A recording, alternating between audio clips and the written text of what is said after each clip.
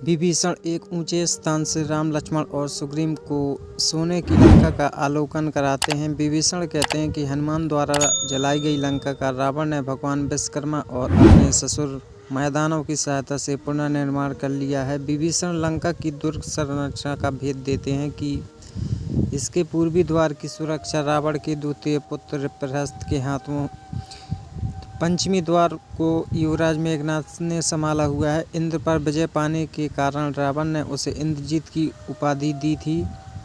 दक्षिण द्वार के निकट भूगर्भ से रावण का अक्षय शस्त्र भंडार है, जिस पर निरंतर पहरा रहता है। उत्तर द्वार के गोपुराम से रावण स्वयं लंका की हर गतिविधि का नज़ारा देखता है। विभीषण राम को यह जानकारी दे रहे होते हैं, तभी रावण गोपुराम पर दिखाई पड़ता है। राम व रावण की दृष्टियाँ आपस में टकराती है। सुग्रीव रावण को देखकर अपना आपा खो देते हैं और छलांग लगाकर गोपुरम पहुंच जाते हैं।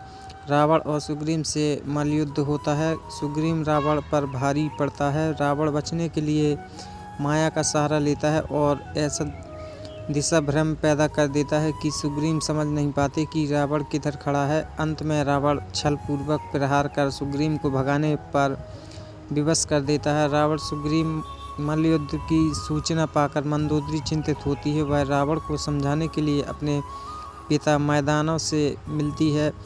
रावण राज्य में युद्धकाल की घोषणा करता है। मेघनाद दुर्ग से बाहर निकलकर शत्रु दल पर आक्रमण करने के पक्ष में, लेकिन रावण निर्णय लेता है कि उसकी सारी सेना परकोटे के भीतर रहे ताकि शत्रु दल लंका से ड्रेस परकोटों को तोड़ने के प्रयास से थककर चूर हो जाए और फिर उस पर आक्रमण करके आसानी से हराया जा सकता है। रावण मेघनाद को सर्वोच्च सेनापति नियुक्त करता है। विभीषण अपने गुप्तचरों से प्राप्त रावण की दुर्गंधबंदी का भेद राम को देते हुए बताते हैं कि उसने दक्षिण द्वार को जानबूझकर कमजोर कर रखा है ताकि आप उस पर आक्रमण करें, और तभी मेघनाद पश्चिमी द्वार खोलकर पीछे से आप पर धावा बोल दे।